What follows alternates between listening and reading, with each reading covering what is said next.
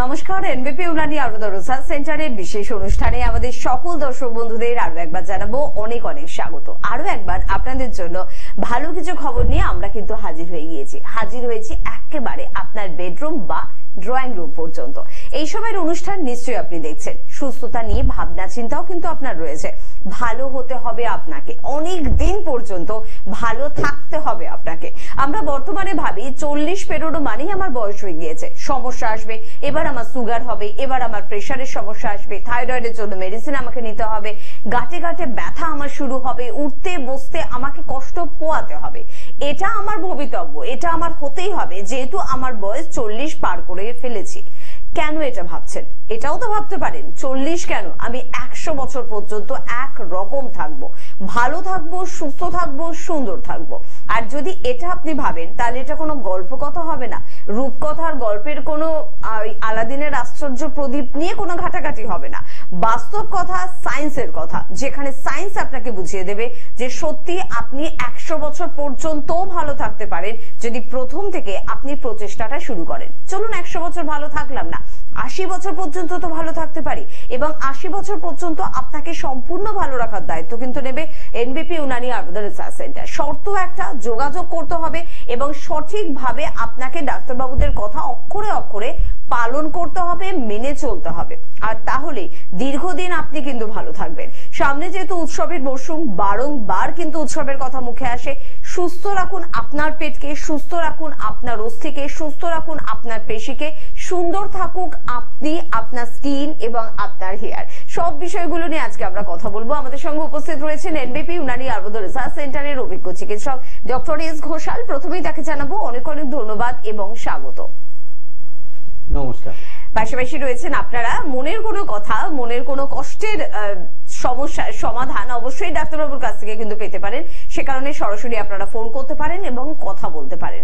কথা তো আজকে আমরা কথা বলবো গাঁটে গাঁটে ব্যথা নিয়ে। ছোট ছোট জয়েন্টে আপনার বেশ ব্যথা হচ্ছে, মনে হচ্ছে যেন গাঁটগুলো একটু ফুলে যাচ্ছে, কিছু ধরতে প্রবলেম হচ্ছে, কিন্তু সংসারের এত কাজ, এত সংসারের তাড়না যে আপনি সময় করে উঠতে পারছেন না ডাক্তারবাবুর কাছে যাওয়ার। অন্ততপক্ষে বাড়িতে বসে যখন অনুষ্ঠানটা দেখছেন একটু তো আলোচনা শুনতে পারেন। কেন আপনার গাঁটে গাঁটে ব্যথা শুরু হচ্ছে?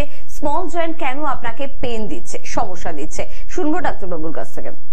একদমই, কারণ আজকে এই বিষয়টা নিয়ে আলোচনা করার একটাই কারণ, আমরা মাঝে মাঝে অস্টিও আর্থ্রাইটিস, নি জয়েন্ট বা শোল্ডার জয়েন্ট পেন বা আমাদের সার্ভাইকাল স্পন্ডলাইটিস, লাম্বার স্পন্ডলাইটিস, এই ধরনের বিভিন্ন অস্থির সমস্যা নিয়ে আলোচনা করি।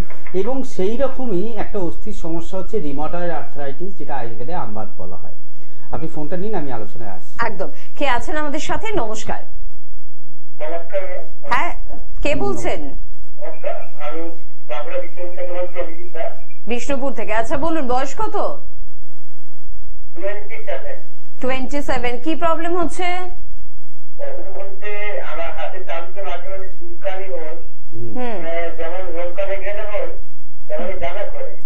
আচ্ছা, হাতটা কি ফেটে যায়? হাতের আঙুলের ওপরগুলো ফেটে যায়, এরকম কিছু হয় না শুধু চুলকায়? সেরকমও সমস্যা হয়। আচ্ছা, এটা কতদিন ধরে দেখছেন?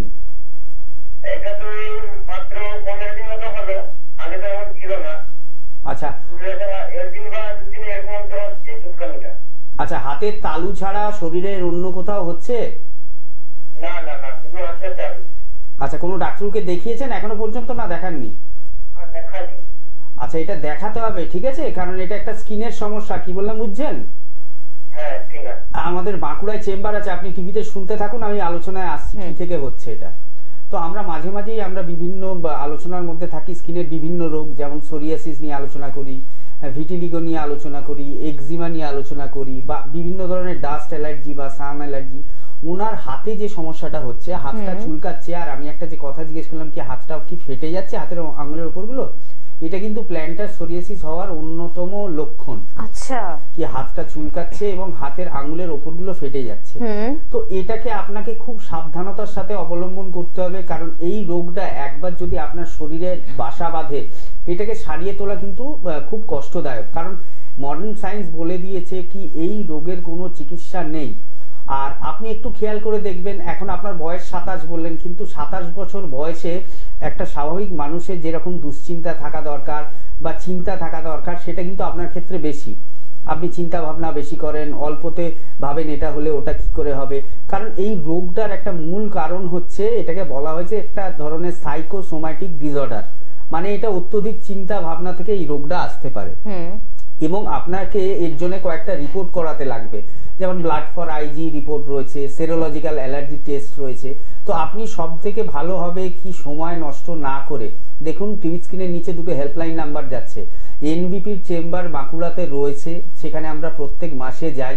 একটু হেল্পলাইন নাম্বারে কন্ট্যাক্ট করে একটু নামটা লিখে নিন, একটা অ্যাপয়েন্টমেন্ট নিয়ে নিন, অ্যাপয়েন্টমেন্ট নিয়ে দেখিয়ে নিন, তাহলে দেখবেন এই সমস্যাটা আর বাড়াবাড়ি হবে না।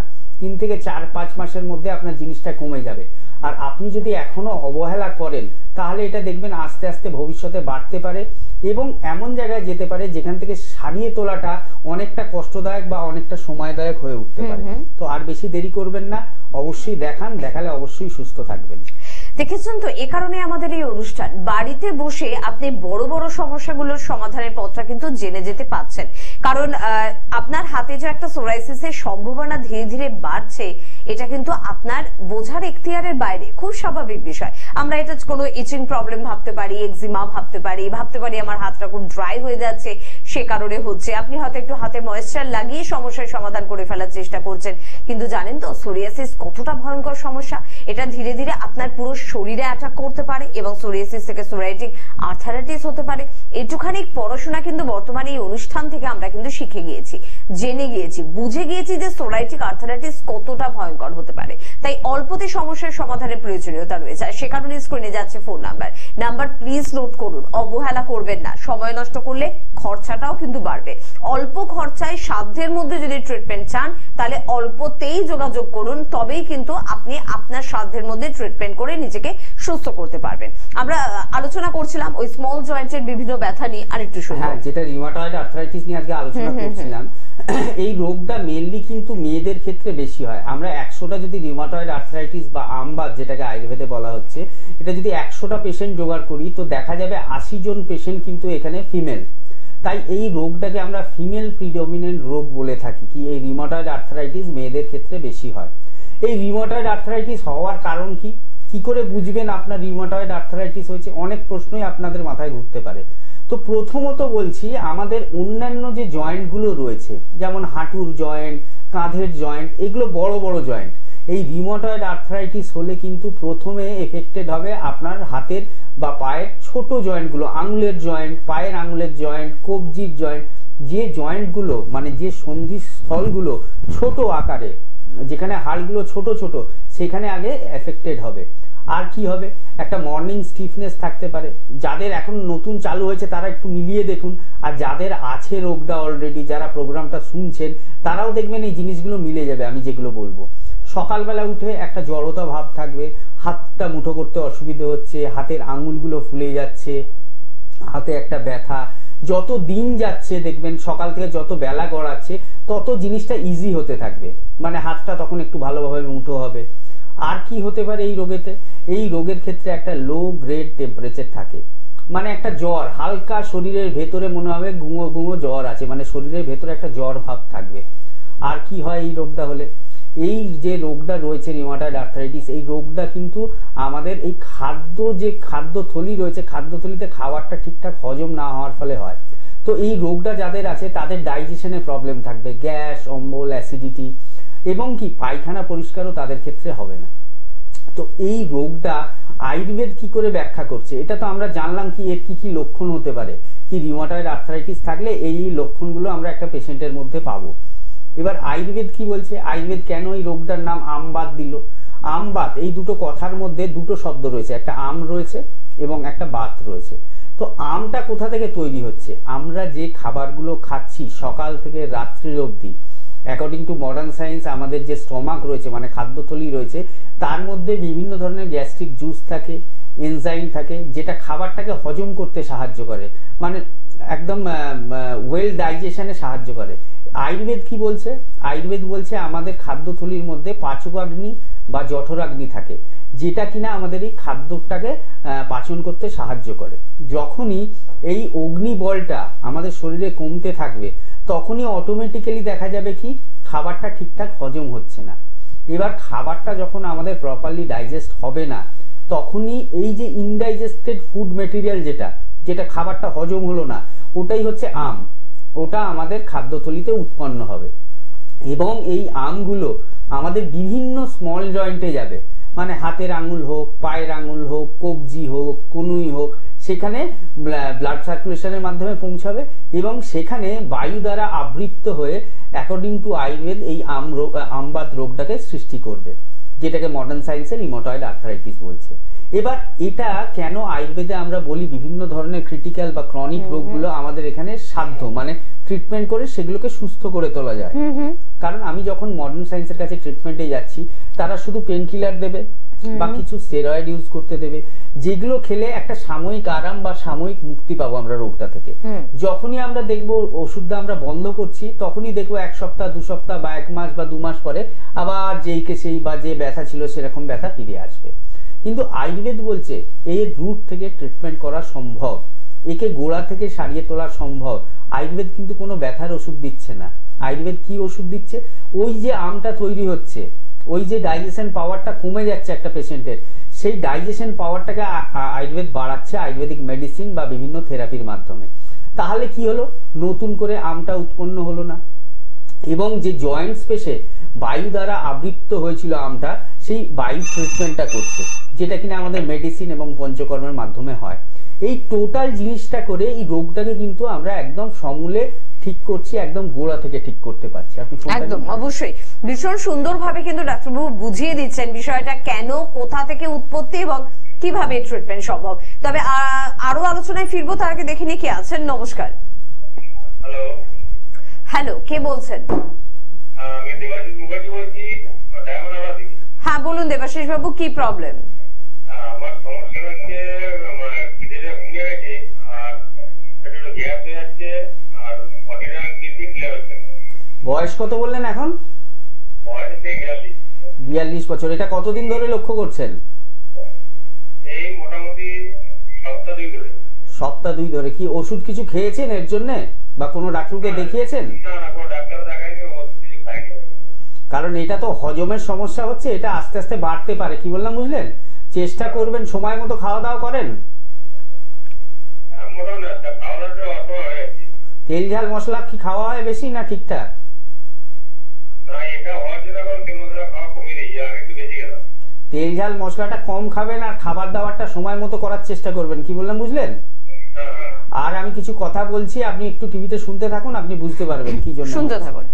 তো আজকের যে আলোচনাটা, সেটাও কিন্তু এই রিউমাটয়েড আর্থ্রাইটিসটা এক ধরনের কিন্তু এই ইনডাইজেশনের ফলে হচ্ছে, আমি যেটা বললাম। একদম একদম। তো আমাদের এই যে খাবার হজম হচ্ছে না, এই যে আমরা বলছি ঠিক সময় মতো খেতে হয়, আমাদের একটা সায়েন্সের মধ্যে বলা রয়েছে, একটা বায়োলজিক্যাল ক্লক রয়েছে। আমাদের দুপুর হলে একটা খিদে পায়, রাত্রি হলে ঘুম পায়, সকাল হলে ঘুম ভেঙে যায়। এটা টোটাল একটা বায়োলজিক্যাল ক্লক। এই ক্লকটা যখন আমরা ব্রেক করব, কি রাত্রিরে আমার 12টার সময় ঘুম পাচ্ছে, আমি ঘুমোবো না, একটু পড়াশোনা করব বা একটু অফিসের কাজ করব বা একটু মোবাইল ঘাঁটবো, সেই 12টাটা যখন 2-3টে হয়ে যাচ্ছে, তখনই কিন্তু এই বায়োলজিক্যাল ক্লক ব্রেক হচ্ছে এবং তখনই আমাদের রোগ তৈরি হচ্ছে শরীরে। আমাদের খাওয়ার সময় 1টা থেকে 2টো, সেই সময়টাকে আমরা মেনটেন করছি না। কাজের চাপে হোক, বাইরে থাকি হোক, অনেকের ক্ষেত্রেই হয় না, 3টে বেজে যাচ্ছে, 4টে বেজে যাচ্ছে, কোনো খাবার সময় পাচ্ছি না। এমটি স্টমাক, যে গ্যাস্ট্রিক জুসটা উৎপন্ন হচ্ছে, সেটা কি করছে? আমাদের খাদ্য থলিটাকে কুড়ে কুড়ে খাচ্ছে। বা যে অগ্নি বলটা সেই সময় তৈরি হয় শরীরের মধ্যে, কি জানে এখন খাবার আসবে, আমাকে হজম করতে হবে, তার জন্য যে প্রিপারেশনটা ওনাদের থাকে অগ্নির, তো সেই অগ্নিটা যখন খাবার পায় না, তখন স্টমাকের ওয়ালগুলো খায়, তখন আমাদের গ্যাস্ট্রাইটিস হচ্ছে, ইলোসিভ গ্যাস্ট্রাইটিস, পেটে ব্যথা, উপরের পেটে ব্যথা, জ্বালা ভাব, খাবার হজম না হওয়া, গ্যাস অম্বল, চুয়া ঢেকুর, যেটাকে জিআরডি বলে, গ্যাস্ট্রোইসোফেজিয়াল রিফ্লেক্স ডিসঅর্ডার, পায়খানা পরিষ্কার না হয়, এগুলো হচ্ছে। আপনাকে একটাই কথা রিকোয়েস্ট করবো, খাওয়া দাওয়ার সময় মতো করুন, আর তেল ঝাল মশলাটা কম খান, আর রোগটাকে ফেলে রাখবেন না। 2 সপ্তাহ হয়েছে, ঠিক আছে, এগুলো করে যদি মনে হয় 7 দিন, 10 দিন বা 1 মাসের মধ্যে কি ঠিক হয়ে গেছে, ভেরি গুড। আর যদি না ঠিক হয়, ডায়মন্ড হারবার থেকে ফোন করেছিলেন, আমতলায় আমাদের চেম্বার আছে, একবার অবশ্যই দেখা করে নেবেন। কারণ আমি বলি, যখন রোগ ছোট অবস্থায় থাকে, তার ট্রিটমেন্ট তখনই করতে হয়, রোগকে বাড়তে দিতে নেই। কারণ শরীর হচ্ছে এমন জিনিস, শরীর যদি একবার রোগগ্রস্ত হয়, সেটাকে ঠিক করতে গেলে অনেক সময় লাগে এবং শরীরেরও ক্ষতি হয়। একদম। আর এই শরীরে ক্ষতি হওয়ার সব থেকে বড় কারণ কি বলুন তো? আমাদের লোভ, আমাদের খাবারের প্রতি লোভ, আমাদের রসালো বা স্পাইসি খাবারের প্রতি লোভ, যে কোনো রাস্তাঘাটের লোভনীয় ফাস্ট ফুড দেখলেই তার প্রতি লোভ।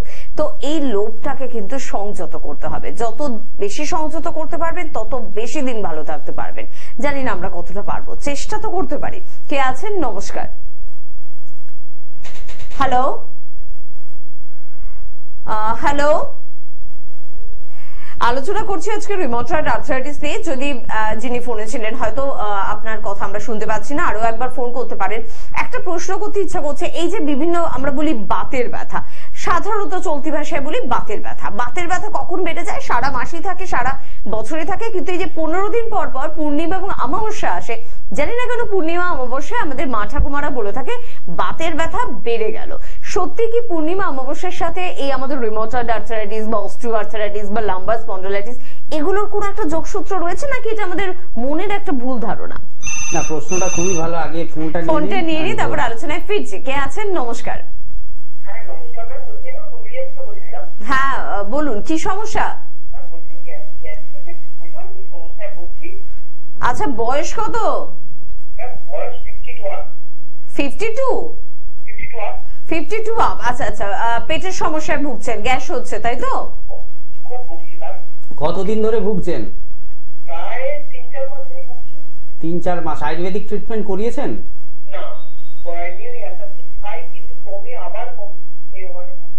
আচ্ছা, অন্য কোনো সমস্যা রয়েছে? Pressure, sugar, thyroid?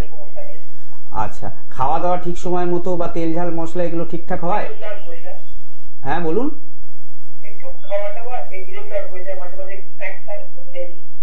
আচ্ছা, আপনি টিভিতে শুনতে থাকুন, আমি বলছি। হ্যাঁ, দেখুন, আগের পেশেন্টটি ডায়মন্ড হারবার থেকে ফোন করেছিলেন। ওনারও প্রবলেমটা জাস্ট 2 সপ্তাহ স্টার্ট হয়েছে। এনার ক্ষেত্রেও 52 আপ, এবং কি ওনার সমস্যাটাও বেশি দিন হয়নি, 3-4 মাসের মতো হয়েছে বলছেন। এই যে আমরা গ্যাসের ওষুধটা খাওয়া অভ্যেস করছি, আমি কিন্তু গ্যাসের ওষুধ খাওয়ার একদম বিপক্ষে। আমি নিজে খাই না, কাউকে খেতেও দিই না।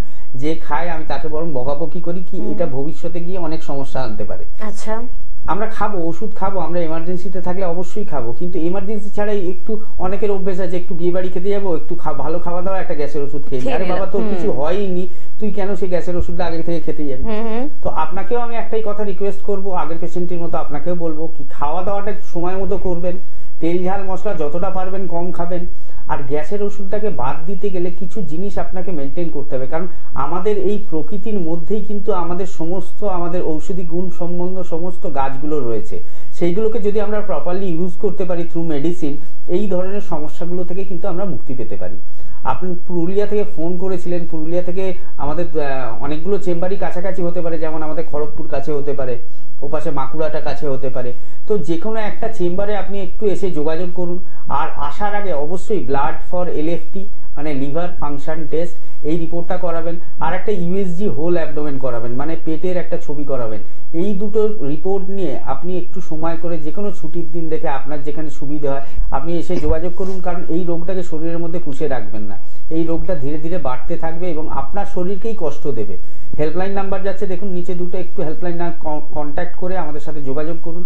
অবশ্যই দেখবেন বিনা গ্যাসের ওষুধে এবং কি খাওয়া দাওয়ার পরও আপনার শরীর ভালো থাকবে, গ্যাস হবে না, অম্বল হবে না, পায়খানাও পরিষ্কার হবে। প্রত্যেকটি বাড়িতে যদি 4 জন করে মানুষ থাকে, আমার মনে হয় তার মধ্যে 3 জন মানুষের পেটের সমস্যা কিন্তু রয়েছে। এই পেটের সমস্যা আরো বেশি সমস্যার কারণ আপনি একে গুরুত্বই দেন না, নিজের ডাক্তারি করেন বা ভাবেন একটা সময় গিয়ে ঠিক হয়ে যাবে। এটাই কিন্তু ভয়ঙ্কর পরিণতিতে আপনাকে কিন্তু নিয়ে চলে যেতে পারে। চট করে একটু বলবো 9830235527 বা 37 নাম্বার দুটো নিশ্চয়ই নোট করেছেন। সেই নাম্বারে কিন্তু ফোন করতে হবে, যোগাযোগ করতে হবে এবং আপনার কাছাকাছি চেম্বারে পৌঁছে যেতে হবে। যে প্রশ্নটা করেছিলাম যে পূর্ণিমা এবং অমাবস্যার সাথে কি সত্যি আমাদের বাতে ব্যথা বা আমাদের এই অস্থি সমস্যার কোনো যোগসূত্র রয়েছে? যেহেতু আমরা আয়ুর্বেদ শাস্ত্র নিয়ে আলোচনা করছি, আয়ুর্বেদ শাস্ত্রের মধ্যে কিন্তু আমাদের গ্রহর কথাও বলা রয়েছে, রত্নের কথাও বলা রয়েছে, এবং একটা কথা খুবই প্রচলিত আছে, বিয়ন্ড সায়েন্স অনেক কিছু হতে পারে। তো এবং যার ব্যাখ্যাটা কিন্তু আমাদের পক্ষে দেওয়া সম্ভব নয়। তো সেই জায়গা থেকে আমি একটা কথা বলবো, পূর্ণিমা অমাবস্যা মানে কি এই সময়টা আমাদের একটা ট্রানজিট পিরিয়ড চলে, চন্দ্র এবং সূর্যের মধ্যে ট্রানজিট চলে, যার ফলে এই ধরনের গাঁঠের ব্যথা বা এই ধরনের বাতের ব্যথা বাড়তেই পারে। কারণ এটা আমরা মা ঠাকুমার কাছ থেকে শুনছি এটা নয়, তার মা ঠাকুমার কাছ থেকে শুনেছিল। তো এইটা যখন এতদিন ধরে একটা কথা প্রচলিত, নিশ্চয়ই তার মধ্যে কিছুটা হলো সত্যতা রয়েছে, এবং সবকিছু সায়েন্স দিয়ে ব্যাখ্যা করা যায় না। আমি এটাকে সায়েন্স দিয়ে তো ব্যাখ্যা করতে পারবো না, কি পূর্ণিমা বা অমাবস্যাতেই কেন ব্যথাটা বাড়ে। তো বিয়ন্ড সায়েন্স আমি বললাম, সেই জন্য কিছু জিনিস রয়েছে যেটাকে ব্যাখ্যা করা যায় না। কিন্তু এই সময়টা ব্যথা বাড়ে, কিন্তু বাতের ব্যথা থেকে মুক্তি পেতে গেলে সেটা রিউমাটয়েড আর্থ্রাইটিস হোক, সেটা অ্যাঙ্কাইলোজিং স্পন্ডলাইটিস হোক, সেটা সোরিয়াটিক আর্থ্রাইটিস হোক, সেটা ফ্রোজেন শোল্ডার হোক, বা সেটা lumber spondylitis, cervical spondylitis, osteoarthritis, নি জয়েন্ট হতে পারে, গাউট হতে পারে। তো এই ধরনের যে সমস্যাগুলো, এগুলো থেকে যদি আপনি সম্পূর্ণভাবে মুক্তি পেতে চান, আমরা বলি একটা পেশেন্টকে সারা জীবন ওষুধ খেতে হবে না। আমরা বলি একটা নির্দিষ্ট সময়কালীন আমরা ট্রিটমেন্টটা দিই, এবং আমাদের ট্রিটমেন্টটা পুরো রিপোর্ট বেসড। আজকে আমি চেম্বারে ছিলাম, শোভাবাজার চেম্বারে একটি পেশেন্ট এসেছিলেন, তার থাইরয়েড লেভেল ছিল হচ্ছে 12 আপ, মানে প্রায় 15-এর কাছে ছিল। উনি কিন্তু কোনো অ্যালোপ্যাথি মেডিসিন খেতেন না। উনি মাত্র আমাদের কাছে 3 মাস ট্রিটমেন্ট করিয়েছেন। তো দুবার রিপোর্ট করা হয়েছে, তারপরে 15 যখন ছিল, তারপরে রিপোর্টে এসেছিল 5.96। আমাদের থাইরয়েড লেভেলটা মোটামুটি TSH লেভেলটা 6 থেকে 6.5 বা 5.5-এর মধ্যে নর্মাল, তো 5.5 এসেছিল। তো আজকেও পেশেন্টটি এসেছিলেন, আজকে কিন্তু পেশেন্টের একদমই থাইরয়েড নর্মাল রয়েছে 4.90। তো এ থেকেই বোঝা যায় কি আয়ুর্বেদের মধ্যে থাইরয়েড না, আয়ুর্বেদের মধ্যে প্রেশারের ট্রিটমেন্ট রয়েছে। কারণ আমরা আয়ুর্বেদকে মাদার প্যাথি বলি, কারণ আয়ুর্বেদ থেকেই সমস্ত কিছু সৃষ্টি হয়েছে। আমার যদি আজ থেকে 5000 বছর আগে rheumatoid arthritis, ankylosing spondylitis, psoriatic arthritis সম্বন্ধে আমরা মানে মুনি ঋষিরা বলে যেতে পারেন, তাদের পুস্তকে লিখে যেতে পারেন, এবং তাদের ট্রিটমেন্ট সম্বন্ধে তারা ব্যাখ্যা করে যেতে পারেন, তাহলে আয়ুর্বেদের মধ্যে নেই বলে এই জিনিসটা থাকতেই পারে না। আয়ুর্বেদের মধ্যে সবকিছু রয়েছে। একজন ভালো আয়ুর্বেদিক চিকিৎসক যদি যত্ন করে কোনো পেশেন্টকে দেখেন, সেই পেশেন্ট সুস্থ হতে বাধ্য। আর এই একটাই কারণে আমাদের এনবিপি আজকে রাজ্য কেন, রাজ্যের বাইরেও বিভিন্ন জায়গায় ছড়িয়ে পড়ছে, কারণ এনবিপির মধ্যে যে সমস্ত চিকিৎসক রয়েছেন সবাই কিন্তু ওয়েল কোয়ালিফাইড এবং আয়ুর্বেদ শাস্ত্রকে ভালোবেসে আয়ুর্বেদের জন্য রয়েছে। তো এই জন্যই আমাদের বিভিন্ন জায়গায় ব্রাঞ্চ হচ্ছে, এবং আয়ুর্বেদিক ট্রিটমেন্ট পেয়ে মানুষ বাতের ব্যথা থেকে সুস্থ হচ্ছে, নার্ভের প্রবলেম, পার্কিনসন, সেখান থেকে সুস্থ হচ্ছে, সিকেটির মতো ক্রনিক কিডনি ডিজিজ, কিডনির রোগ থেকে সুস্থ হচ্ছে, লিভারের রোগ থেকে সুস্থ হচ্ছে। কিন্তু আমার একটাই কথা, রোগকে ফেলে রাখবেন না। রোগকে যদি আপনি ফেলে রাখেন, রোগ কিন্তু বাড়তে থাকবে, এবং একটা রোগ থেকে অনেকগুলো রোগ উৎপন্ন হবে। রোগ যখন ধরা পড়বে, শরীর যখন অল্প খারাপ লাগবে, তখনই ডাক্তারবাবুদের দেখান, আর ডাক্তারবাবুদের পরামর্শ মতো চলুন, দেখবেন অবশ্যই আপনি সুস্থ থাকবেন, ভবিষ্যতে আপনার কোনো কষ্ট হবে না। একদম। আসলে সমাজে মাঝে মধ্যে কেমন বেশ কিছু মানুষকে আমরা পাই যাদের কারণে আমরা নতুন কিছু পথ খুঁজে পাই, তাদের কারণে নতুন কিছু শেখার সুযোগ আমরা পাই, তাদের কারণে নতুন কিছু জানতে পারি, কিছু একটা জাগরণ ঘটে। এনবিপি ইউনানি আয়ুর্বেদ রিসার্চ সেন্টারের অবশ্যই সংস্থার ডিরেক্টর বি শর্মা, পাশাপাশি অন্যান্য সমস্ত অভিজ্ঞ চিকিৎসকদের আমাদের প্রত্যেকের তরফ থেকে একটা ধন্যবাদ জ্ঞাপন করা উচিত। তার কারণ তাদের কারণে আয়ুর্বেদকে আমরা কিন্তু নতুন করে জেনেছি, আয়ুর্বেদের শক্তি, তার পাওয়ারকে, আয়ুর্বেদ কতটা আমাদের জন্য করতে পারে। ক্রিটিক্যাল বা ক্রনিক ডিজিজেও যে আয়ুর্বেদের জোর চলে, আয়ুর্বেদ পারে সমস্যা থেকে আমাদেরকে রেহাই দিতে, সেটা আমরা জানতে পেরেছি। হয়তো যদি এনবিপি না থাকতো, আয়ুর্বেদ কি আমরা অনেকেই বুঝতে পারতাম না। প্রাচীনতম শাস্ত্র আয়ুর্বেদ ছিল, ওই কোনোভাবে চলছে, এর মধ্যেই সীমাবদ্ধ থাকতো। আয়ুর্বেদের এই শক্তি বা এই আয়ুর্বেদের কর্মকাণ্ডের ঘটনাগুলো কিন্তু আমাদের সামনে নিয়ে এসেছে এনবিপির অভিজ্ঞ চিকিৎসকেরা। আর সে কারণে দেখুন না, শুধুমাত্র কলকাতা এবং হাওড়া নয়, তার পাশাপাশি কিন্তু প্রত্যেকটি বড় শহরে পৌঁছে গিয়েছে এনবিপির অভিজ্ঞ চিকিৎসকেরা। আমি অবশ্যই চেম্বারগুলোর কথা আপনাদের বলে দেবো, তার আগে বলবো যে 9830235527 বা 37 নাম্বারগুলো প্লিজ নোট করতে ভুলবেন না, কারণ এই নাম্বারে ফোন করে আপনার বাড়ির কাছে চেম্বারটিতে আপনাকে কিন্তু পৌঁছে যেতে হবে। কে আছেন বলবেন? নমস্কার।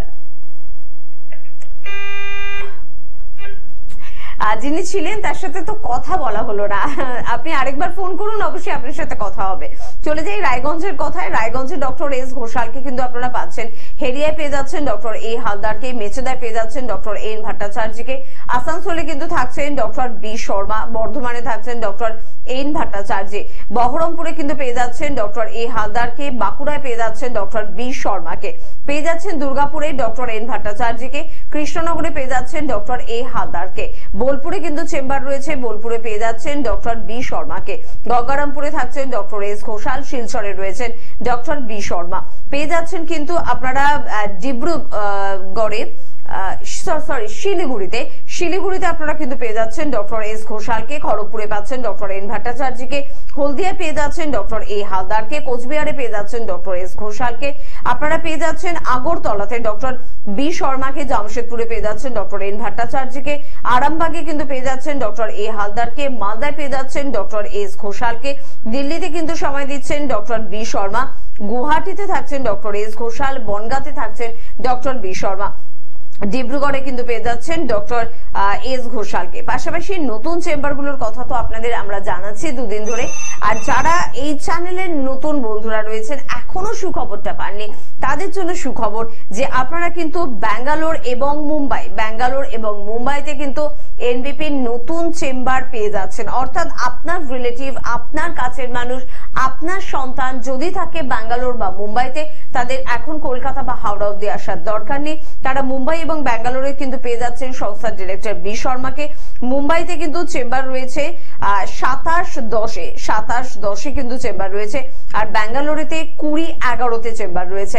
অর্থাৎ একটু এখন থেকে নাম লেখাতে শুরু করুন, তাতে কিন্তু সুবিধা আপনাদের, কারণ অলরেডি অনেকেই কিন্তু নাম লেখাতে শুরু করে দিয়েছেন, অ্যাপয়েন্টমেন্ট তারা নিচ্ছেন। কে আছেন বলবেন? নমস্কার।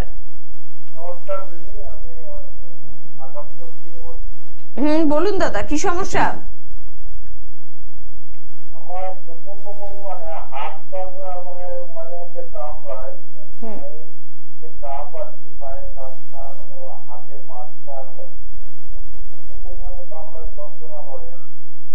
বয়স কত এখন? 34 বছর। সুগার, প্রেসার, থাইরয়েড বা কোলেস্টেরলের কোনো সমস্যা রয়েছে? জল কতটা খান সারাদিনে? কতটা খান? আচ্ছা, আর এই হাত পা কামড়ানোর ব্যাপারটা কতদিন ধরে হচ্ছে?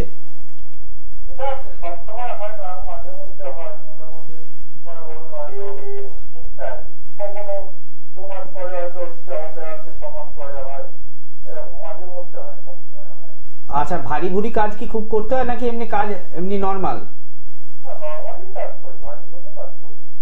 আচ্ছা ঠিক আছে, আপনি একটু শুনতে থাকুন, আমি বলছি কি করলে ভালো হয়। তো মেইনলি যে হাত পা কামড়ানোর ব্যাপার, মানে এটা হচ্ছে মাসকুলার স্প্যাজম হচ্ছে। তো মাসকুলার স্প্যাজমটা কি কারণে হচ্ছে সেটা দেখতে হবে, কারণ উনি যে জলটা খাচ্ছেন পর্যাপ্ত খাচ্ছেন, কারণ মাসকুলার স্প্যাজম অনেকগুলো কাজে হয়। যদি কেউ হার্ড ওয়ার্কিং হয়, যদি কোনো অ্যাথলিট থাকে, মানে তাকে রোজ কসরত করতে হচ্ছে জিমে গিয়ে, সেরকম মানুষ যদি থাকে তো তাদের ক্ষেত্রে হয়। ডিহাইড্রেশন থেকে হয়, মানে যদি কম জল খায় মানুষ তখন ডিহাইড্রেশন থেকে হতে পারে। এছাড়াও অনেকগুলো কারণ রয়েছে, যেমন আমাদের এক ধরনের রিপোর্ট রয়েছে যেটাকে ইএমজি বলা হয়, ইলেকট্রোমায়োগ্রাফি। তো সেখানে সেই ধরনের সেই রিপোর্টটা করলে পার্টিকুলারলি ওনার মাসেল রিলেটেড কি প্রবলেম হচ্ছে জানা যাবে। আর মাসেল ছাড়া অনেক সময় নিউরোলজিক্যাল পেন মাসেলে রেডিয়েট করে, মানে নার্ভের যদি কোনো ব্যথা থাকে সেই ব্যথাটা অনেক সময় মনে হয় হাত পা কামড়াচ্ছে। তো আপনাকে আগে ডায়াগনোসিস করতে হবে যে আপনার কি থেকে এই সমস্যাটা হচ্ছে, তার জন্য 2-1টা রিপোর্ট করানোর দরকার রয়েছে আপনাকে। আমি সব থেকে ভালো বলছি, আপনি অনেকদিন ধরে এই জিনিসটা হচ্ছে, হয়তো কখনো 2 মাস ছাড়া, কখনো 1 মাস ছাড়া হচ্ছে, কিন্তু এটা তো কোনো স্বাভাবিক মানুষের হয় না। স্বাভাবিক মানুষের কি মাঝে মাঝে হাত পা কামড়ায়? একদমই না। তো এটা কি থেকে হচ্ছে সেটাকে আগে নির্ণয় করতে হবে, সেটাকে আগে বের করতে হবে কি এই রোগ থেকে আপনার এই হাত পা কামড়ানোটা আসছে, সেটা নার্ভের প্রবলেম, সেটা মাসেলের প্রবলেম, না সেটা অন্য কোনো প্রবলেম। সেটাকে ডায়াগনোসিস করে নিয়ে তারপর ট্রিটমেন্টটা স্টার্ট করতে হবে। এবং আপনাকে বলবো, যেহেতু এটা বহুদিন ধরে হচ্ছে, তো আসানসোলে আমরা তো যাচ্ছি, আসানসোলের সামনেই আমাদের ডাইরেক্টর ডক্টর বি শর্মা থাকছেন। তো আপনি একটু এসে কাইন্ডলি ওনার সঙ্গে দেখুন, অনেক কথা হচ্ছে, সামনাসামনি বললে ভালো হয়। সবটা তো ভায়া ফোন বা আমরা ফোনেতে দেখলে বুঝতে পারবো না।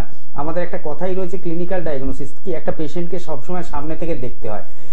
তো সেই জন্যই বলবো কি সামনেই আসানসোল চেম্বার আছে, দেখুন হেল্পলাইন নাম্বার 2টো যাচ্ছে। আসার আগে অবশ্যই একটা অ্যাপয়েন্টমেন্ট করবেন, অ্যাপয়েন্টমেন্ট করে দেখা করুন, ডাক্তার যেভাবে বলে দেবেন সেইভাবে চললে আশা করছি আপনার এই সমস্যাটা আর থাকবে না, আর ভবিষ্যতেও এটা থেকে কষ্ট পেতে হবে না। একদম। পাশাপাশি বিভিন্ন সেন্টারের কথা তো আপনাদের সামনে তুলে ধরলাম, অর্থাৎ প্রত্যেকটি বড় শহরেই পেয়ে যাচ্ছেন এনবিপির অভিজ্ঞ চিকিৎসকদের। কলকাতা এবং হাওড়া কিন্তু অবশ্যই রয়েছে। চট করে খুব সংক্ষেপে একটু বলে রাখবো, মধ্যমগ্রামে কিন্তু চেম্বার রয়েছে, প্রত্যেকজন অভিজ্ঞ চিকিৎসককে কিন্তু পাচ্ছেন, অর্থাৎ doctor B Sharma, doctor N Bhattacharya, doctor S Ghoshal বা ডক্টর এ হালদার প্রত্যেককে।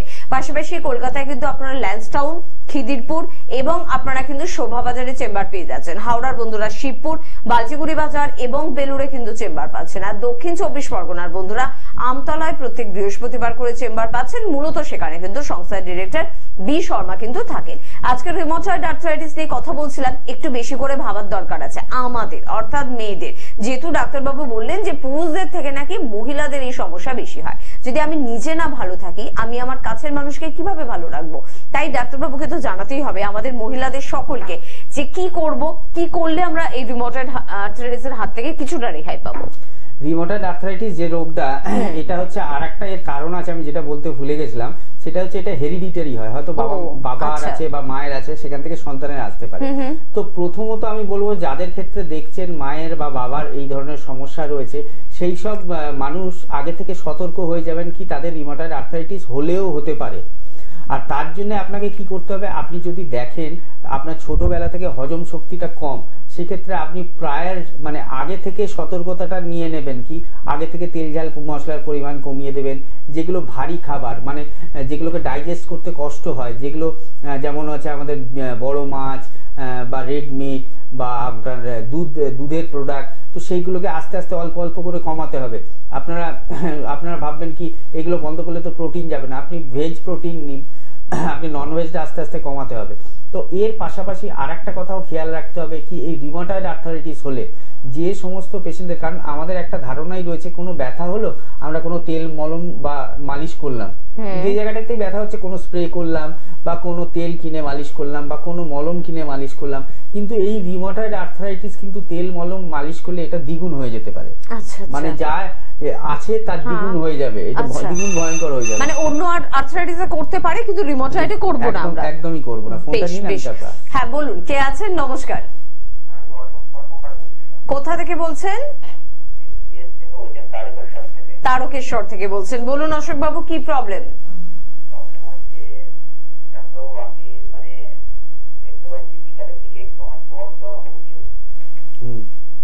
কতদিন ধরে? প্রায় 1.5 মাস ধরে এই অনুভূতিটা হচ্ছে। মানে আমি তো এসিতে একটু কাজ করি আর বিকালের দিকে একটু জ্বর অনুভূতি হচ্ছে, জ্বর খুব ক্ষয়ক্ষয় করছে। কিসের কাজ করেন বললেন? মানে আমি কাজ করি হচ্ছে একটা কম্পিউটারে কাজ করি এসির ভিতরে। আচ্ছা আচ্ছা, এসির ভেতরে। তো রিপোর্ট কিছু করাননি তার জন্য? না, এখন রিপোর্ট তো করাইনি, 1.5 মাস ধরে দেখতে পাচ্ছি হচ্ছে এই প্রবলেমটা। তো জ্বর ভাবটা 1.5 মাস থাকলে সেটা তো আপনার শরীরের ক্ষতি হবে। একটু শরীরের মধ্যে মনে হচ্ছে বিকেলের দিকে সমস্যাটা আপনার খেয়াল হচ্ছে, তাই তো? তো এটা তো নিশ্চয়ই শরীরের মধ্যে কোনো জার্ম রয়েছে যার ফলে এটা হচ্ছে, কারণ সবার তো হয় না। সবার কি মনে হয় কি বিকালবেলা জ্বর? নিশ্চয়ই আপনার কোনো সমস্যা শরীরে রয়েছে, সেই জন্য মনে হচ্ছে। কি বললাম বুঝছেন? তো আপনি একটু টিভিতে শুনুন কি করলে ভালো হয়, আমি বলে দিচ্ছি, সঙ্গে থাকুন। তো আমাদের জ্বর হচ্ছে অনেক ধরনের হতে পারে। আয়ুর্বেদ মতে জ্বর অনেক ধরনের রয়েছে, সেটা ব্যাখ্যা দিয়ে পারবো না। আপাতত এখনকার সময় আমরা যে জ্বর বলতে বুঝি ডেঙ্গু, ম্যালেরিয়া, টাইফয়েড মেন, এছাড়াও অনেক আছে, চিকনগুনিয়া আছে, কালা জ্বর রয়েছে, অনেক ধরনের রয়েছে। তো আপনাকে এই ধরনের যে ঘুসঘুসে জ্বরটা, কি একটা শরীরে মানুষের ঘুসঘুসে জ্বর থাকে, অনেকগুলো রোগ থাকলে হয়। প্রথম কথা তো আপনাকে একটা কথা জিজ্ঞেস করতে ভুলে গেলাম, কি আপনার কাশি হয় কিনা বা ওয়েট লস হচ্ছে কিনা। তো আপনি সবার প্রথমে একটা এমপি করান, একটা ডেঙ্গু টেস্ট করান, একটা ভিরাল টেস্ট করান। ভিরাল টেস্ট মানে হচ্ছে টাইফয়েডের রিপোর্ট। তো এই কয়েকটা রিপোর্ট করান। অনেক সময় টাইফয়েডের 3-4টে টাইটার থাকে, ঠিক আছে? অনেক সময় লো গ্রেড টাইফয়েড একটা মানুষের মধ্যে থাকতে পারে, মানে 2 প্লাস বা 3টে প্লাস থাকতে পারে, 2টো টাইটার পজিটিভ আছে, হয়তো 2টো টাইটার নেগেটিভ আছে। সেই ক্ষেত্রে এরকম গুমো জ্বর বা একটা মানে দিনের কোনো একটা সময় একটু জ্বর ভাবটা আসতে পারে। তো ওটা দেখে নিন, দেখে রিপোর্টে যখন পাবেন তখন একটু চেঞ্জ করে দিতে হবে, মেডিসিন নিয়ে নিতে হবে কিছু। আপনি মেডিসিন নিয়ে নিলে সেই জিনিসটা কমে যাবে এবং আপনিও ভালো থাকবেন। কিন্তু এটা যদি 1.5 মাসের জায়গায় 3 মাস 4 মাস চলতে থাকে, তাহলে তো আপনার শরীরটা খারাপ হবে আর ভবিষ্যতে এই রোগটাও তো বাড়বে। তো সেই জন্য বলছি কয়েকটা রিপোর্ট করিয়ে নেন। আর আপনি কোথা থেকে ফোন করেছিলেন বললেন? উনি বললেন তারকেশ্বর থেকে। তো আপনার যদি আরো কিছু সাজেশন লাগে, আমাদের ডাক্তাররা যান, আরামবাগে চেম্বার রয়েছে, আপনি একবার আরামবাগে ভিজিট করে ডাক্তারের সাথে সামনাসামনি কথা বলে নিতে পারেন। হয়তো আপনার মনে থাকবে না কি কি টেস্ট বললাম, সেই টেস্টগুলো লিখে নেবেন, লিখে করিয়ে নিলেন। ডাক্তার যদি কিছু মেডিসিন সাজেস্ট করলো সেটা নিয়ে নিলেন। কারণ রোগকে আমি সবসময় বলি শরীরে পুষে রাখবেন না, সে যে রোগী হোক, সে জ্বর হতে পারে, সেটা স্কিনের ডিজিজ হতে পারে, সেটা ব্যথা হতে পারে, কিডনির সমস্যা হতে পারে, নার্ভের সমস্যা হতে পারে, চোখের সমস্যা হতে পারে, যে কোনো সমস্যা যদি মনে হয় কি হ্যাঁ কিছু হচ্ছে, প্রথমেই আমি একবারে তার ট্রিটমেন্ট করব, সেটাকে বাড়তে দেবো না, তাহলে দেখবেন রোগগুলো আর বাড়বে না। অনেক সময় অনেকে রয়েছে কি সহ্য ক্ষমতা অনেক, বিশেষ করে বাড়ির মা বা দিদিদের ক্ষেত্রে দেখা যায়, মহিলাদের ক্ষেত্রে অনেক সময় মুখ চেপে থাকে, কি বলতে চায় না আমার এই কষ্টটা হচ্ছে। ছেলেরা যেটা অনেক সময় ব্যক্ত করে ফেলে 100 জনে 70 জন, কিন্তু মেয়েদের ক্ষেত্রে সেটা 100 জনে 30 জন বা 40 জন ব্যক্ত করে। তো এইটা আপনাদের বলতে হবে, শরীরটা আপনাকে ভালো শরীরকে ভালো রাখলে তবে আপনি সবকিছু কাজ করতে পারবেন, নইলে কিছুই করতে পারবেন না। তো রোগ যখন প্রথমেই ধরা পড়বে তখনই দেখা করুন, তখনই ট্রিটমেন্ট করান, তাহলে তাড়াতাড়ি সুস্থ হতে পারবেন এবং ভালো থাকতে পারবেন। এবং আমার মনে হয় যে রিউমাটয়েড আর্থ্রাইটিস নিয়ে কথা বলছি, এখানেও মহিলাদের একটা চেপে রাখার একটা ব্যাপার থাকে, বা খাবারটা সময় মতন খেলাম না, সংসারের কথা ভাবলাম, ছেলের কথা ভাবলাম, হাজবেন্ডের কথা ভাবলাম, যখন আপনার সমস্যা এলো তখন আপনি ভাবছেন যাদের জন্য এত করলাম তারাই বলছে তুমি এখন অসুস্থ, কিন্তু সত্যি তো তারা বলবে, তাদের কি দোষ? দোষ তো আপনার, নিজেকে ভালোবাসেননি, এটাই আপনার অপরাধ। যেটা আপনি বলছিলেন না ডাক্তারবাবু, যে তাহলে কি কি করব আমরা যার থেকে আমরা একটু সমস্যা থেকে রেহাই পেতে পারি? প্রথম কথা তো আমি যেটা বললাম, রিউমাটয়েড আর্থ্রাইটিস হলে আমাদের খাওয়া দাওয়াটাকে কন্ট্রোল করতে হবে। আর যাদের ক্ষেত্রে রিউমাটয়েড আর্থ্রাইটিস তাদের ফ্যামিলি হিস্ট্রিতে রয়েছে, তাদের প্রথম থেকেই সতর্ক থাকতে হবে, তেল ঝাল মশলা কম খাওয়া, ভারী খাবার কম খাওয়া, হজম শক্তি যখনই প্রবলেম দেখবেন ডাক্তারদের সাথে যোগাযোগ করবেন যাতে হজম শক্তিটা না কমে যায়, তাহলে কিন্তু এই রোগ থেকে আমরা বেঁচে থাকতে পারবো। আর একবার যদি হয়ে যায় তার ট্রিটমেন্টটা সঙ্গে সঙ্গে করতে হবে, সঙ্গে সঙ্গে করলে সেই রোগ থেকেও আমরা তাড়াতাড়ি ভালো হতে পারবো। ঠিক এই যারা সাথে সাথে যোগাযোগ করেছে বা হয়তো অনেকদিন এক্সপেরিমেন্ট নিজেকে নিয়ে করার পরও যোগাযোগ করেছে কিন্তু আখেরে যোগাযোগ করেছে, তারা কি বলছে একটু চট করে শুনে নি, তারপর ফিরে আসবো অনুষ্ঠানে। আপনার নাম বলবেন? আমার নাম প্রতিমা দিনদার। আচ্ছা, আপনি আমাদের এনডিপি ইউনানি আয়ুর্বেদিক সংস্থার কোন চেম্বারে দেখিয়েছেন? মেছেদা। আপনি আমাদের এখানে কতদিন থেকে চিকিৎসা করাচ্ছেন? এখন করাচ্ছি 5 মাস হয়েছে, কিন্তু প্রথমে মানে এলাকাতে ডাক্তার অনেক দেখিয়েছে, হাঁটুর জন্য একদম মানে কম ছিল না। আচ্ছা, আপনার কিসের সমস্যা ছিল? আমার হাঁটুর। আচ্ছা, এখানে চিকিৎসা যে করিয়েছেন আপনি, তারপরে পঞ্চকর্মা থেরাপি নিয়েছেন, তারপরে এখন আপনি কেমন আছেন? এখন অনেক ভালো আছি। মানে আগে চেয়ারে বসলে পাটা যখন উঠাতাম হাত ধরে উঠাতে হতো, কিন্তু এখন এমনি উঠে যায়, তখন টনটন করতে বলা করে না। আচ্ছা, মানে আপনি স্যাটিসফাই আছেন আমাদের এখানে চিকিৎসা করিয়ে? অনেক অনেক অনেক। তাহলে আপনি খুশি আছেন এখানে? একদম খুশি। মানে আমি যে থেরাপি নিয়েছি, আমার হাঁটু ব্যথার জন্য এসেছি, কিন্তু আমার একটু ঘাড়ে ব্যথা হতো, কোমরে, কিন্তু পঞ্চকর্মা নেওয়ার পরে সেগুলো আমার চলে গেছে। মানে আপনার অনেকটাই ভালো হয়ে গেছে? আমি অনেকটাই খুশি। নমস্কার দিদি, আপনার কি নাম? আমার নাম দীপালি পাল। আচ্ছা, আপনি আমাদের এনডিপি ইউনানি আয়ুর্বেদার কোন চেম্বারে দেখিয়েছেন? বিষ্ণুপুর আমতলা চেম্বার। আমতলা চেম্বারে দেখিয়েছেন। আপনি কোন রোগের জন্য দেখিয়েছেন? সুগারের জন্য দেখিয়েছি। আচ্ছা, আপনি কত মাস দিয়ে দেখাচ্ছেন? 5 মাস। 5 মাস। জানুয়ারি থেকে দেখাচ্ছেন। জানুয়ারি থেকে দেখাচ্ছেন। আচ্ছা, 5 মাস দেখাবার পর আপনি যে ওষুধ খাচ্ছেন, আপনি কি রকমের ট্রিটমেন্ট পেয়েছেন? আমি খুব ভালো ট্রিটমেন্ট পেয়েছি, সম্পূর্ণ সুস্থ আমি। সম্পূর্ণ সুস্থ আছেন, তাহলে আপনি স্যাটিসফাই আর খুশি আছেন আমাদের চেম্বারে দেখে? হ্যাঁ হ্যাঁ হ্যাঁ। নমস্কার ম্যাডাম, আপনার নাম কি? নীলিমা ঘোষ। আপনি কোথায় থাকেন? তমলুকে। আপনি আমাদের এনডিপি আয়ুর্বেদিক ইউনানি সংস্থার কোন চেম্বারে দেখিয়েছেন? মেছেদা। আচ্ছা, আপনার কিসের রোগ ছিল? আমার হাঁটু, পা, বাহু। আচ্ছা, এখানে আপনি কতদিন চিকিৎসা করিয়েছেন? 15 দিন। 15 দিন। আচ্ছা, চিকিৎসা করার পর থেরাপি আর ওষুধ খাওয়ার পর আপনি এখন কেমন আছেন? এখন আমি ভালোই আছি, মানে আমার সমস্ত ব্যথাগুলো মোটামুটি কমে গেছে, আর হাঁটুর ব্যথাও আগের থেকে অনেকটাই কমে গেছে, সামান্য আছে। আপনি স্যাটিসফাই আছেন আমাদের চেম্বারে দেখিয়ে? হ্যাঁ। তাহলে আপনি খুশি আছেন? হ্যাঁ, খুশি আছি। নমস্কার স্যার, আপনার নাম কি? নমস্কার, আমার নাম বিনোদ পাত্র। আচ্ছা, আপনি কোথায় থাকেন? আমি দাসপুর ব্লকেরই রাজনগর গ্রামে থাকি। আপনি আমাদের NDP Unani Ayurvedic research centre কোন সেন্টারে চিকিৎসা করিয়েছেন? আমি মেছেদা সেন্টারে চিকিৎসা করেছি। আপনার রোগ কি ছিল স্যার? আমার ওই হাড়ের রোগ ছিল, অর্থাৎ আমার হাড়টা ভেঙে গিয়েছিল। আমি হোমিওপ্যাথিতে 2 বার ওটি করেছিলাম, করার পর আমি ঠিকমতো সুস্থ হতে না পেরে আমি আয়ুর্বেদিক চিকিৎসা এসেছিলাম। আচ্ছা, আপনি কতদিন হয়েছে আমাদের সেন্টারে এসে দেখাবো? আমি 15 দিন চিকিৎসা ছিলাম। আচ্ছা, আচ্ছা, আমাদের ওষুধ খাওয়ার পর চিকিৎসার পর আপনি এখন কেমন আছেন? আমি এখনকার বলতে হলে আমার একবার আমি মনে হচ্ছে যে আমি সম্পূর্ণভাবে সুস্থ হয়ে গেছি। আমার কোনো সমস্যাই নেই বা কোনো অসুবিধাই মনে হচ্ছে না। আমি দ্বিতীয়বার চেক আপে এসে আমি এই ডাক্তারবাবুকে বললাম যে আমার কোনো সুস্থ হয়ে গেছি, কি করে হলো? আমি এইভাবে তাড়াতাড়ি করে যে সুস্থ হয়ে গেলাম, বা আমাকে ডাক্তার বললেন যে ঠিকই আছে, এখনো আপনাকে চিকিৎসা করতে। আমি তো ভাবতেই পারছি না যে এত তাড়াতাড়ি এত সুন্দরভাবে আমি এই যে চিকিৎসার সুস্থতা পাবো, এটা আমি খুব গর্বের বিষয় আমার। তাহলে আপনি খুশি আছেন এখানে আমি দেখা খুব খুশি, এই ধরনের চিকিৎসায় আমি খুব খুশি। এনবিপি ইউনানি আয়ুর্বেদা রিসার্চ সেন্টারে তারা ভালো আছেন। ভালো খবরগুলো শুনলে কত ভালো লাগে, তাই না? নিজেও ভালো থাকবো, পাশাপাশি সকলে ভালো থাকবে। কিন্তু দেখবেন আমরা তো মানুষ, আমাদের মনে কোথাও একটু রাগ, একটু অভিমান কাজ করে। অন্য লোকে ভালো আছে, আমি ভালো নেই, আমি আনন্দ নেই, আমার সামনে অন্য কোনো মানুষ আনন্দ করছে, উচ্ছ্বাস করছে, উৎসবে মেতে উঠছে, খাওয়া দাওয়া খাচ্ছে, ঘুরতে যাচ্ছে, সারা রাত জেগে ঠাকুর দেখছে, কিন্তু আমি করতে পারছি না। কারণ এগুলোর থেকে আমি বঞ্চিত। আমার নিজের শরীর আমাকে বঞ্চিত করে রেখেছে, আমার সমাজ আমাকে বঞ্চিত করে রেখেছে। যদি এই পরিস্থিতি আপনার তৈরি হয়, তাহলে দেখবেন এই কষ্টটা মৃত্যুর থেকেও কিন্তু ভয়ঙ্কর হতে পারে। কেন বলছি? কারণ আজকে আমাদের প্রথমের দিকে একটা ফোন এলো, যিনি যে সিমটমস গুলো বললেন, ডাক্তারবাবু সাধারণত বলে থাকেন যে স্কিনের প্রবলেম না দেখে বলা উচিত না, কিন্তু অনেকটা সোরিয়াসিসের মতনই কিন্তু সিমটম গুলো ছিল। সোরিয়াসিসের সমস্যা ঠিক এভাবে আপনাকে একঘরে করে দেবে। নিজের থেকেও নিজে আপনি একা হয়ে যাবেন, পরিবারের মানুষের থেকে একা হয়ে যাবেন, আত্মীয় স্বজন বন্ধু বান্ধবের থেকে একা হয়ে যাবেন। নিজের দিকে তাকাতে নিজের ভালো লাগবে না, মন খারাপ হয়ে যাবে, এবং একটা সমস্যা থেকে আরো সমস্যা আপনার বাড়বে।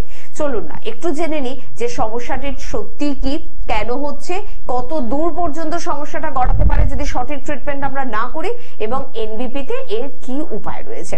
ডাক্তারবাবুর কাছ থেকে শুনবো। সোরিয়াসিস এমন একটা রোগ, আজকে ফার্স্ট ফোনটা সোরিয়াসিসের এলো, আপনি বললেন, সেই জন্য আমি ভাবলাম একটু সোরিয়াসিস নিয়েও বলি। কি সোরিয়াসিস এটা হচ্ছে এক ধরনের অটো ইমিউনো ডিজিজ, আর এটা এমন একটা ডিজিজ। অটো ইমিউনো ডিজিজ মানেটা কি? অটো ইমিউন, এটা ইমিউন সিস্টেমের একটা অটোমেটিক গ্রোথ হয়। আচ্ছা আচ্ছা আচ্ছা। তো ইমিউন সিস্টেমের প্রবলেমের জন্য এই রোগটা মেইনলি হয়। আর এই রোগটার কারণ এখনো আমরা আবিষ্কার করতে পারিনি, কেন এই রোগটা আমাদের শরীরের মধ্যে হচ্ছে। আমরা একটাই কারণ জানি, যেটা বইতে লেখা রয়েছে, যেটা মানসিক দুশ্চিন্তা থেকে এই রোগটা আমাদের শরীরে আসতে পারে, যেটাকে আমি বারবার বলি কি সাইকোসোমাটিক ডিসঅর্ডার বলা হয়েছে এবং অটো ইমিউন ডিজিজ বলা হয়েছে। তো এই যে রোগটা, এই রোগটা একটা মানুষকে আপনি যেটা বললেন একঘরে করে দেয়, এটা কিন্তু কোনো ছোঁয়াচে রোগ নয়। আজকেও শোভাবাজারে একজন পেশেন্ট এসেছিলেন, তার মাও আমাদের পেশেন্ট, চোখের জন্য দেখান, এবং তিনি, তার গলস্টোন রয়েছে, সঙ্গে সোরিয়াসিসও রয়েছে। আচ্ছা, ঠিক আছে। তো উনি আমাদের দেখান, ওনার যে সোরিয়াসিসের যে জায়গাগুলো ছিল, উনি রিসেন্ট দেখাচ্ছেন, 2 মাস 2.5 মাস হয়েছে। তো সোরিয়াসিস হলে কি হয়, মেনলি সারা গায়ে লাল লাল লাল লাল একটা দাগের মতো হবে, গোল গোল গোল গোল, এবং সেখান থেকে চামড়া উঠবে, ছোট ছোট আঁশের মতো চামড়া উঠবে, মাছের আঁশের মতো চামড়া উঠবে, এবং জায়গাটা প্রচন্ড চুলকাবে এবং দেখতে খারাপ লাগে।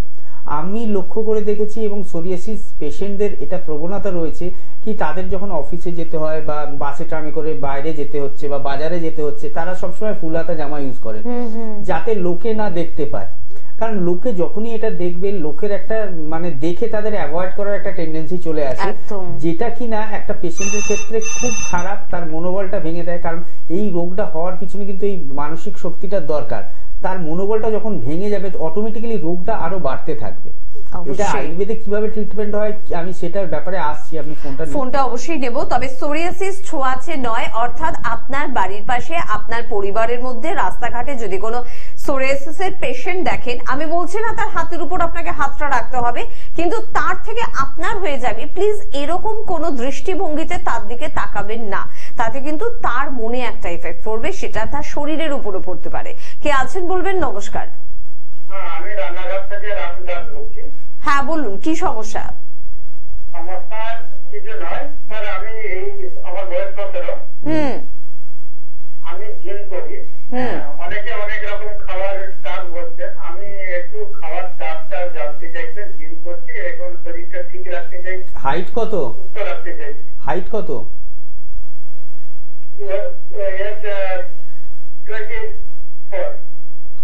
হাইট উচ্চতা কত?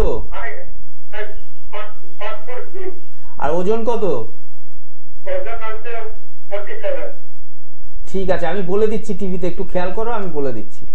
তো আমরা যখন জিম করি, জিম করলে আমাদের শরীরে মাসেল গ্রোথ হয়, এবং মাসেল গ্রোথটা কি হচ্ছে, আমাদের যে মাসেলের শক্তিটা রয়েছে, আমাদের যে কোনো মাংসপেশি, সেটা হাতের হতে পারে, পায়ের হতে পারে, এটা হচ্ছে দুটো ভাবে তৈরি হচ্ছে, একটা এডিপি অ্যাডিনোসিন ডাইফসফেট আর পিআই ফসফেট, এই দুটো মিলে কিন্তু আমাদের তৈরি হচ্ছে এটিপি অ্যাডিনোসিন ট্রাইফসফেট। তো এই যে অ্যাডিনোসিন ট্রাইফসফেট এবং তার সাথে যে আমাদের মাসকুলার বন্ডিংটা, যখন একটা সাধারণ মানুষ রয়েছে তার ক্ষেত্রে খাওয়া দাওয়াটা আলাদা হয়, যখন আমরা জিম করছি বা এক্সারসাইজ করছি তার ক্ষেত্রে সবসময় খাওয়া দাওয়াটা আলাদা হবে। আমাদের প্রোটিনটাকে এক্সট্রা ইনটেক করতে হবে। যদি আমি ধরুন আপনি সারাদিনে একটা ডিম খেতেন, তার জায়গায় দুটো ডিম খেতে হবে। ধরুন আপনি 70 গ্রাম চালের বা 100 গ্রাম চালের ভাতটা খেতেন, সেখানে আপনাকে 100 গ্রাম বা 150 গ্রাম চালের ভাত খেতে হবে। হু একটা ভার্ডিক্ট দিয়েছে, হু এর কথাই বলি, ওয়ার্ল্ড হেলথ অর্গানাইজেশন। আমরা তো বলি কি সুগার হলে ভাত খাওয়া যাবে না, মিষ্টি খাওয়া যাবে না, আলু খাওয়া যাবে না।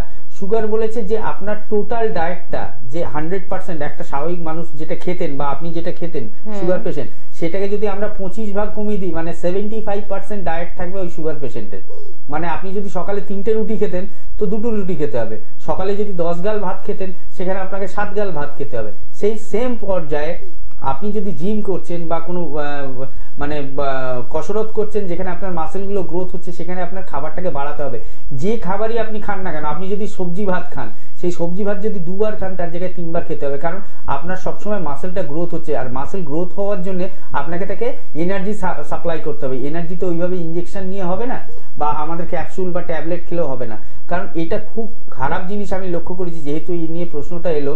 কিছু আমাদের ট্যাবলেট বা পাউডার ইউজ করা হয় বডিতে, মানে বডি বিল্ডার যারা রয়েছে, বা কিছু ইনজেকশন, সেগুলো আমি পরে আসছি। কিন্তু ক্যাপসুল, ট্যাবলেট, পাউডার এগুলো একদমই খাওয়া উচিত নয়, কারণ এদের মধ্যে বেশিরভাগ সময় স্টেরয়েড থাকে। এবং ইনজেকশন, আমি এরকম বহু লোক দেখেছি বডি বিল্ডার কম বয়সে, ধরুন 40 বছর 50 বছর বয়সে হার্ট অ্যাটাক করে মারা গেছে। তো এটা কিসের জন্য হয়? আমরা আমাদের শরীরকে এনার্জি পুশ করছি, যত পারছি এনার্জি দিচ্ছি, মাসেল গ্রোথ করার জন্য আমি ইনজেকশন পুশ করছি।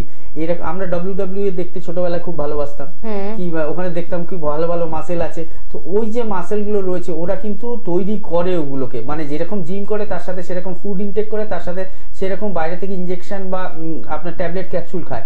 সে থেকে বহু রেসলারদের দেখা গেছে ভবিষ্যতে গিয়ে নিউরোলজিক্যাল ডিসঅর্ডার হয়ে গেছে। কেউ হাঁটতে পারে না, কেউ হুইল চেয়ারে বসে আছে, কেউ মোটর নিউরন ডিজিজ নিয়ে আমরা মাঝে মাঝে আলোচনা করি, মোটর নিউরন ডিজিজের পেশেন্ট হয়ে গেছে, মাসকুলার ডিস্ট্রফির পেশেন্ট হয়ে গেছে। মানে মাসেল তার হওয়ার জায়গায় তার ক্ষয়তে শুরু করে, মানে কৃত্রিম ভাবে কোনো কিছুই ঠিক নয়। আপনি যেটুকুনি করছেন জিমে গিয়ে করবেন, অবশ্যই একটা এক্সারসাইজ বা বডি বিল্ডিং করা দরকার, বা যোগা করা দরকার, বা প্রাণায়াম করা দরকার। প্রত্যেকটা মানুষের শরীর ভালো রাখার জন্য একটা কসরত করা দরকার। তার জন্য যে আপনি খাবার খাচ্ছেন, সেই খাবারটাকে কিন্তু আলাদা করে লিস্টেড করতে হবে না। আমি কি বলছি, যদি আপনি সারাদিনে 2 বার খান তার জায়গায় আপনাকে 3 বার খেতে হবে, কিন্তু আপনাকে ডিম বেশি খেতে হবে, দুধ বেশি খেতে হবে, এর কোনো কিন্তু মানে নেই। অনেকে বলে জিম করলে বাবা তুই 3টে ডিম খা, 4টে ডিম খা, 5টা ডিম খা, বা দুধ 2 গ্লাস 3 গ্লাস খা, মাংস রোজ খা, বেশি বেশি করে 100 গ্রাম খেতিস 500 গ্রাম খা, ওরকম একদমই না।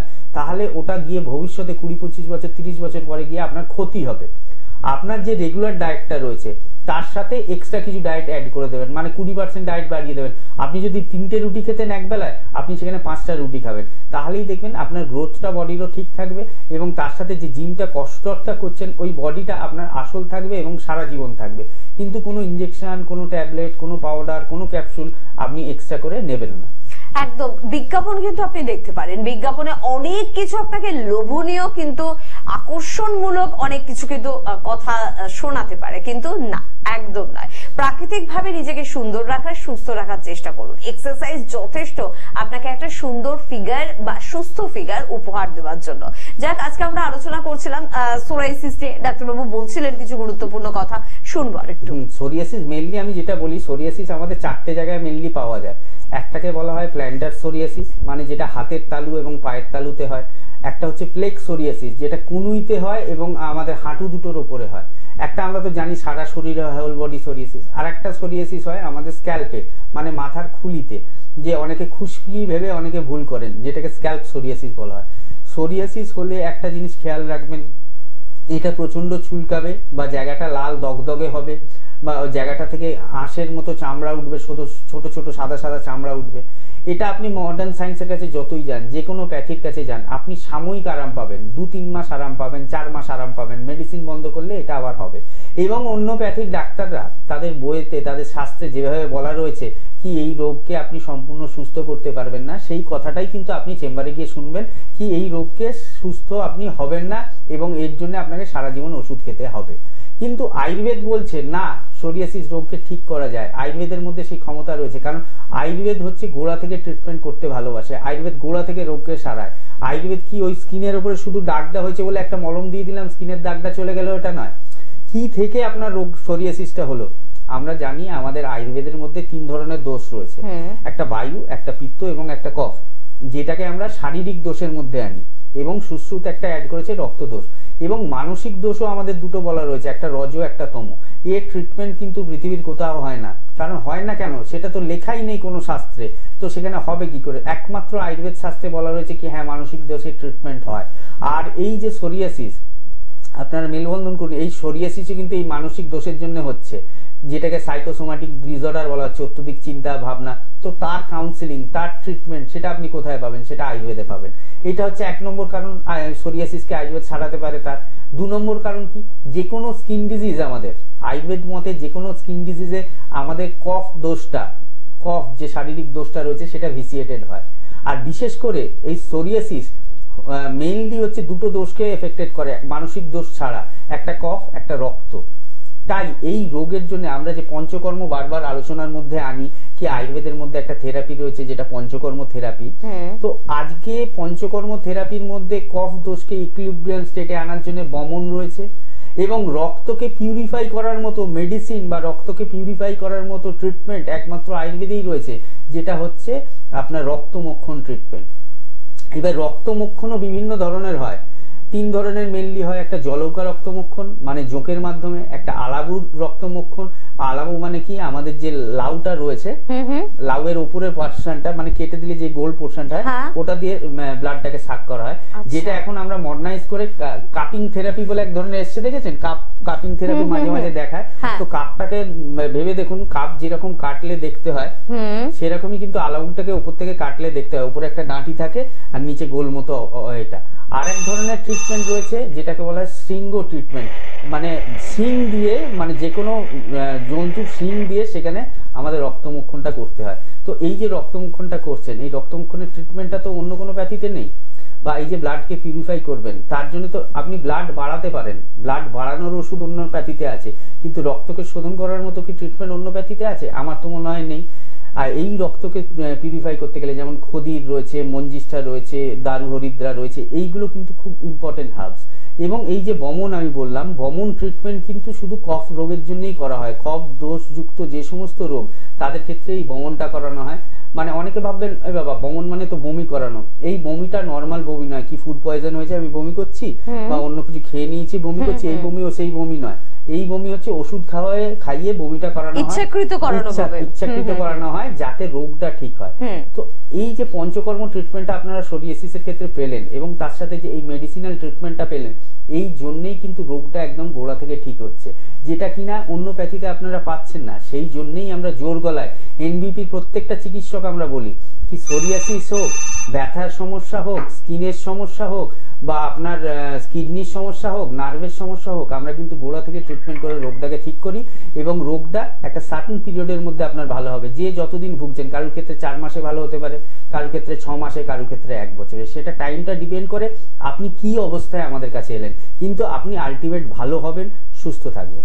একদম। অনেক ক্ষেত্রে দেখবেন একসাথে অনেকগুলো ছেলে একসাথে পড়াশোনা করছে, হঠাৎ করে কেউ একজন ক্লিক করে যায়, সে এতটা উপর পর্যন্ত পৌঁছে যায়, তখন বাকি বন্ধুরা তাকে উদাহরণ হিসেবে ব্যবহার করে যে ছেলেটাকে আগে ভাবতেই পারিনি বা আমাদের এই বন্ধুকে নিয়ে আমরা কোনোদিন কল্পনাই করিনি সে এত দূর যেতে পারে। আয়ুর্বেদ ঠিক সেরকম একটা প্যাথি।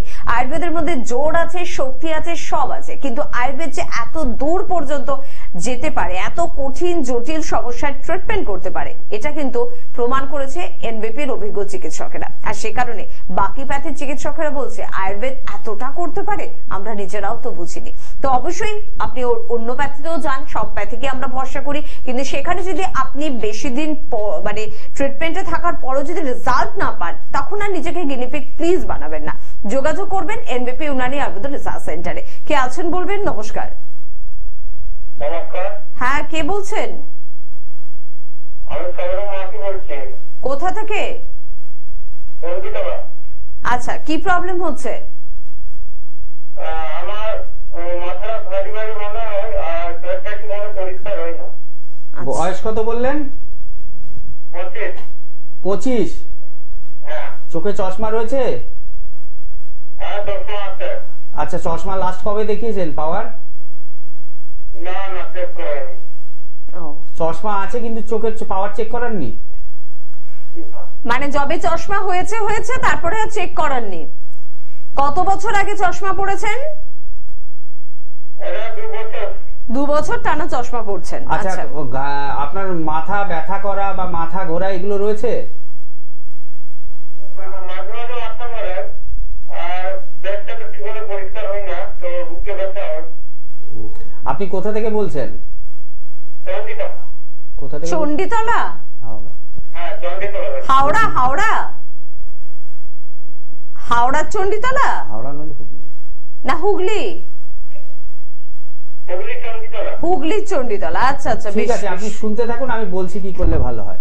তো ওনার ক্ষেত্রে যেটা মেন দুটো সমস্যা, একটা পেট পরিষ্কার হয় না।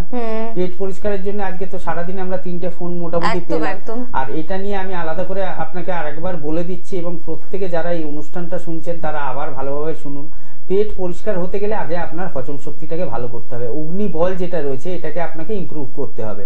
যদি আমাদের খাবারটা ঠিকঠাক হজম না হয় তাহলে আপনার পেট কি করে পরিষ্কার হবে? পেট তো পরিষ্কার হবে না। তো খাবারটা হজম করতে গেলে আমাদের কি করতে হবে? আমাদের টাইম মতো খাবার খেতে হবে, তেল ঝাল মশলা কম খেতে হবে। এবার তারপরেও যদি আমরা দেখি কি আমাদের খাবার হজম হচ্ছে না, তাহলে কি করব? ভালো চিকিৎসকের সাথে দেখা করবেন। বেশি সময় অপেক্ষা করবেন না, কারণ যত দিন যাবে তত রোগ বাড়তে থাকবে। আপনি যোগাযোগ করে কিছু মেডিসিন, আয়ুর্বেদিক মেডিসিন, এমন কিছু মেডিসিন রয়েছে যেখান থেকে আমরা এই হজমের সমস্যাও ঠিক করতে পারবো, পেটটাও পরিষ্কার রাখতে পারবো। তো আপনাকে প্রথম একটা, যেটা আপনার দুটো রোগ তার মধ্যে একটা কথা বলে দিলাম, কি পেটের কথাটা।